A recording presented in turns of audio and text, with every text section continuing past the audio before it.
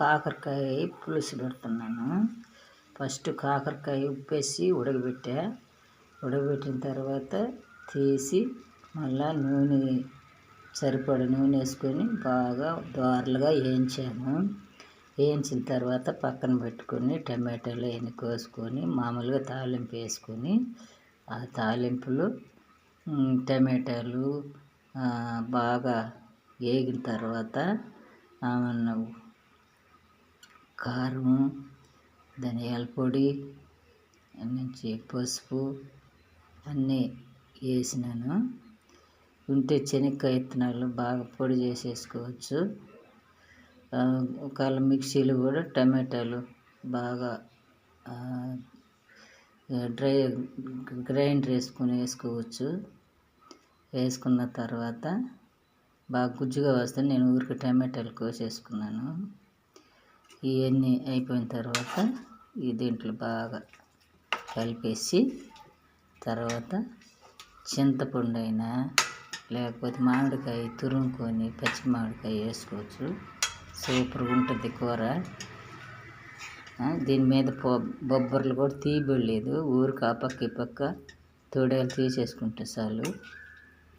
మీరు ఒకసారి చేసుకొని తిని చూస్తే బాగుంటుంది. మా అమ్మ ఇంతకుముందు చేసి పెట్టేది, మాకు భలే ఉండేది. దాంట్లో కొంచెం కారానికి బదులు ఇది కారం వేసుకోవచ్చు, కానీ బెల్లం అయినా చక్కెర అయినా కొంచెం వేసుకోవచ్చు. నేను అసలు ఏమి వేయను, చేదే ఉండవు. నూనెలో వేపితే అంత బాగుంటుంది. ఒక రవ్వ చేదు ఉన్నా కానీ పర్వాలేదు, కానీ కడుపులో నులి పురుగులు ఏమంటే చచ్చిపోతే మనకి వారానికి ఒకసారి చేదు తినాలంటే, కానీ మనం చేదు తినము. కాకరకాయ అంటే కొంతమంది అసలు చేసుకోరు. అసలు ఎంత బాగుంటుందో చేసుకుంటేను. ఇదే చింతపండు పులుసు పోస్తూ ఉన్నాను చూడండి. చేసి ఇదంతా బాగా ఉడికినాక గుజ్జుగా వస్తుంది. అప్పుడు మనం దించిపెట్టుకోవచ్చు. నేను ఎడిటింగ్ చేసేదానికి నాకు చేత కాదు, అందుకని అన్నీ చేసినాక మీకు చూపిస్తున్నాను. దయచేసి లైక్ కొట్టండి.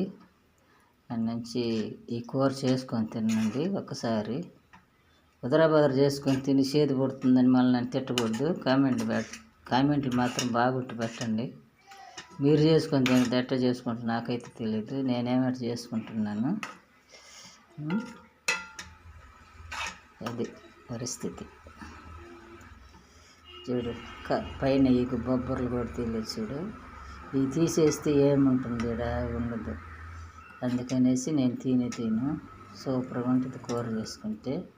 నేను కూడా భయపడేది కూర బాగుండదేమో చేదు అనుకునేదాన్ని. అది చేసుకొని తింటే తెలిసింది ఎట్టుండేది. సబ్స్క్రైబ్ చేయండి, లైక్ కొట్టండి.